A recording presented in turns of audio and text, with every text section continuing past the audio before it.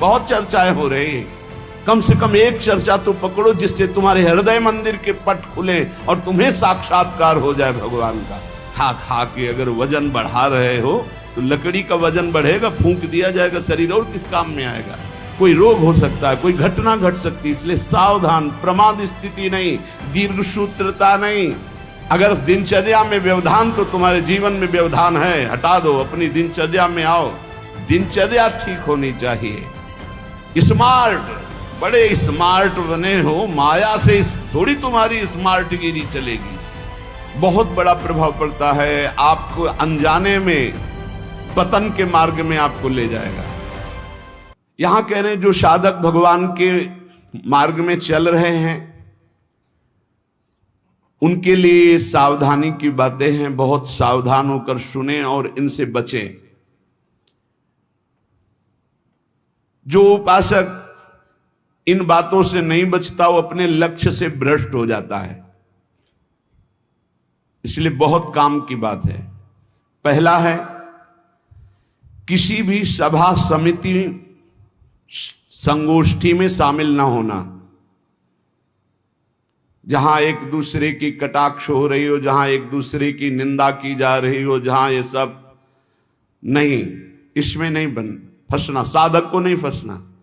भगवत प्राप्ति करने वाले साधक को सबसे पहले बचना है।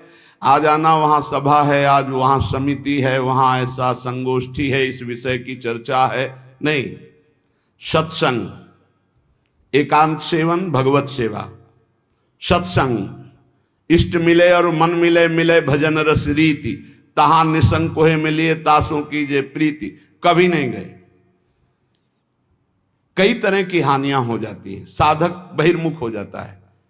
इसलिए साधक को कभी सभा में, समिति में, ऐसी जगह नहीं जाना चाहिए। मना कर रहे। सभा समितियों में शामिल होना मानो अपनी साधना को नष्ट करना है। जो लक्ष्य प्राप्ति के लिए चलना चाहता है, सभा समिति संगोष्ठी, ये नहीं। एकांत सेवन, सत्संग सुना, अपरिचित जीवन, किसी से कोई परिचय नहीं। अखबार पढ़ना, समाचार देखना, ये उनके लिए सही है जो समाज सेवी हैं, जो समाज में विविध पदों में हैं। लेकिन जो भगवत प्राप्ति करना चाहता है उस साधक के लिए ठीक नहीं। न समाचार पत्र पढ़ना और न समाचार सुनना, न समिति सभा में जाना, न किसी राजनीतिक या व्यवहारिक संगोष्ठी को सेवन करना, नहीं।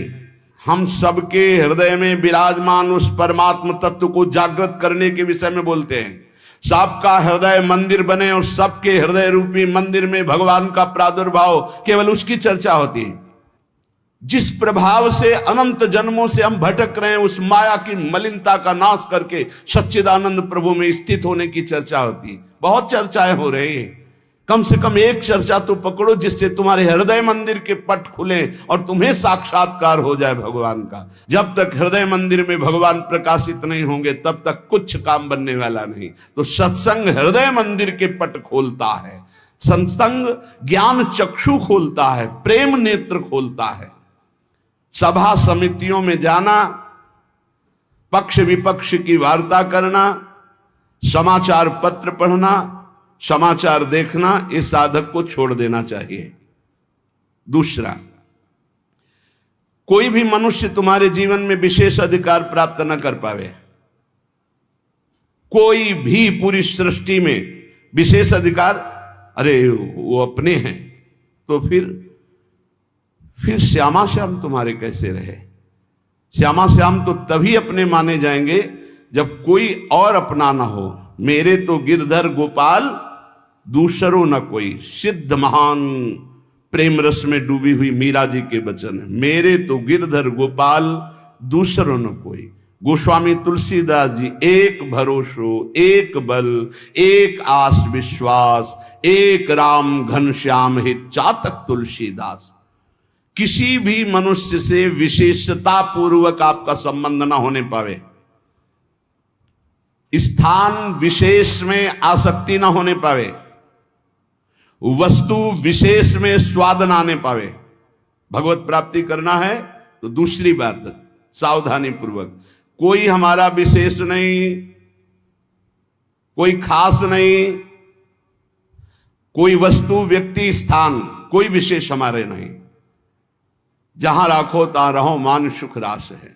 जहां मेरे स्वामी जैसे रख रहे हैं वैसे रह रहा हूं। मेरा नहीं, मेरे स्वामी कहे जब चाहे तब हटा दे, जब चाहे तब रख ले, उनकी बात है। वस्तु जैसा चाहा वैसा भेज दिया, वैसा हम उसका सेवन कर रहे हैं। हमारे लिए कोई खास वस्तु नहीं, मेरे स्वामी ने भेजा इसलिए बात है। तीसरी, मठ या आश्रम की स्थापना करके उसके विषय में चिंतन करना और धन आदि की चाह करना, यह साधक भगवत प्राप्ति से भ्रष्ट होने की वृत्ति है। ये सिद्धों का कार्य है, साधकों का नहीं। मठ आदि की स्थापना करना ये सिद्धों का कार्य, आचार्यों का कार्य है। आश्रम आदि की निर्माण वृत्ति करके फिर उसके संचालन के विषय में चिंतन करना, फिर रुपया पैसा इकट्ठा करना, और जब मर गए तो बाद में जो 4 शिष्य हैं आपस में झगड़ा करना, मुकदमाबाजी शुरू होना। बचो इससे। जैसे बने बनाए मंदिर हैं, बने बनाए जगह हैं, हमको वास मिल रहा है, वास कर रहे, हटा दिए जाएंगे, फिर फुटपाथ में बैठ जाएंगे, पर हमारा कोई चिंतन चुरा ले, ऐसा नहीं। हम ऐसा कुछ नहीं करेंगे जिससे हमारा चिंतन बंटवारा हो जाए। मेरे प्रभु हैं, वो थे, वो रहेंगे। उनके एक निमिष मात्र से अनंत ब्रह्मांडों का सृजन हो जाता है। वो जहां रखेंगे जैसे रखेंगे। जहां राखो तहां रहो, मान सुख रास है। उपासक किसको बैठा ले? स्थान विशेष में आ सकते नहीं, व्यक्ति विशेष में आ सकते नहीं, वस्तु विशेष में आ सकते नहीं। हमारे लिए ना कोई वस्तु विशेष है, ना स्थान विशेष है, ना व्यक्ति विशेष है। मठ और आश्रम आदि की स्थापना करके उसके चिंतन में डुबोना, अपने मन को मानो दुर्गति का मार्ग चयन कर लेना। थोड़ा सा कड़वा लगेगा ये बात। हम कह रहे हैं सिद्धों का कार्य, साधकों का नहीं। साधकों को नहीं फंसना चाहिए। अगर साधक फंसेगा तो नष्ट हो जाएगा, पक्का, इसमें कोई संशय नहीं। वाल्मीकि रामायण में एक प्रसंग आता है कि एक ब्राह्मण देवता भिक्षा याटन के लिए निकले हुए थे, कई दिन के भूखे थे, भिक्षा मिली नहीं, तो रास्ते में कुत्ता आराम से पड़ा था, 3-4 लाठी उसकी खोपड़ी में मारी, फूट गई खोपड़ी। उस समय राजाधिराज चक्रवर्ती महाराज अनंत कोटि ब्रह्मांडों के स्वामी भगवान श्री राम सिंहासन पर विराजमान थे। दरवाजे से आवाज मारी, सेवक ने कहा एक कुत्ता अपनी प्रार्थना करना चाहता है। भगवान ने बुलाया, बोलो। बोले मैं आराम से मार्ग में पड़ा था प्रभु, क्या मार्ग के साइड में पड़े रहना अपराध है? मैं कुत्ता हूं तो इसलिए मेरा इतना भी अधिकार नहीं कि मैं रास्ते के साइड में पड़ा रहूं? नहीं, हुआ क्या, एक ब्राह्मण ने हमारे 4-5 लाठी मारी, खोपड़ी फूट गई। आप बताओ क्या मेरा दोष क्या था? मैंने भूखा भी नहीं, मैंने उसको कुछ छेड़ा भी नहीं, फिर क्यों मारा? बोले हमारे दरबार में ब्राह्मण को तो दंड दिया नहीं जाता। हाँ, आप आए हो इसलिए बुलाते हैं उनको और प्रार्थना करेंगे कि ऐसा क्यों किया। बुलाए गए, भगवान आदर किए उन्हें और कहा आपने ऐसी त्रुटि क्यों की, क्यों मारा इसको? बोले 3-4 दिन से भिक्षा नहीं मिल रही थी, आराम से सो रहा था, मैं भूखा टहल रहा हूं, गुस्सा है, हमने मार दिया। अपराध है आपका? हाँ है। कुत्ते से कहा कि मैं तो दंड नहीं दे सकता क्योंकि हमारे दरबार में ब्रह्म ऋषि को दंड नहीं दिया जाता। आप दंड निर्धारित कीजिए, क्या दंड दिया जाए? उनका कलिंजर पर्वत का इनको महंत बना दिया जाए। ये दंड है, पुरस्कार। जिसको मांगने से भी भिक्षा नहीं मिलती, वो कलिंजर पर्वत के बहुत बड़े आश्रम का महंत बन जाएगा आगे चलकर, तो ये तो पुरस्कार मिला, ये तो दंड थोड़ी। बोले नहीं प्रभु, मैं मानते ही हूं, पूर्व का मैं मानते ही हूं, जो कुत्ता बना हूं, ये जब कुत्ता बनेगा ना तब इसको समझ में आएगा। सीधे कुत्ता ना कह करके इसको हमने, अगर साधक ये सिद्धों का खेल है, जो स्वात्मानंद में मगन है वो पूरा साम्राज्य चला सकते हैं, लेकिन जो साधक है अगर इस प्रपंच में फंसा तो मारा जाएगा। जब तक भगवत साक्षात्कार ना हो तब तक होश में मठ और आश्रम आदि की स्थापना करके उसके चलाने की चिंता करना, ये सब बिल्कुल परमार्थ से भ्रष्ट कर देने की बात है। चौथा, साधन में आलस्य, प्रमाद अपनी दिनचर्या में कभी नहीं होना चाहिए। गुरु प्रसाद से अभी तक, अब आगे भगवान जाने, अगर 102 बुखार भी है और हमारा नियम है 12:30 बजे 1 बजे जगना, तो जगना है, जगना। पैदल आते थे, अब ठीक उसी समय राउंड लगा के अपनी दिनचर्या है, अपनी दिनचर्या में 1 मिनट का फर्क नहीं। अब तो आराम से सो सकते हैं, नहीं, आराम कहां, जब तक शरीर में श्वास है आराम नहीं।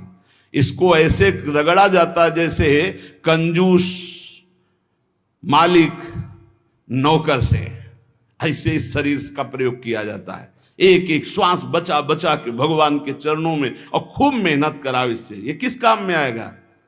खा खा के अगर वजन बढ़ा रहे हो तो लकड़ी का वजन बढ़ेगा, फूंक दिया जाएगा शरीर, और किस काम में आएगा? न उठने में सुविधा, न दिनचर्या में सुविधा। जब शरीर बढ़ जाता है ना, अरे थोड़ा कम खाओ, खूब इसको व्यायाम प्राणायाम और अपनी दिनचर्या मेहनत करो, खूब नाम जप करो, भजन करो, इसके लिए मिला है। बोले साधन में आलस्य नहीं होना चाहिए, अपनी दिनचर्या में प्रमाद नहीं होना चाहिए। किसी भी साधक दिनचर्या में प्रमाद का मतलब है अपने जीवन को नष्ट करना। ये नींद अच्छा है या राधा राधा रटना अच्छा है? हम कहते थोड़ा सो लो। नींद में केवल सुख जो मिलता है वो 5-6 घंटे संसार का चिंतन छूट गया, इस बात का है।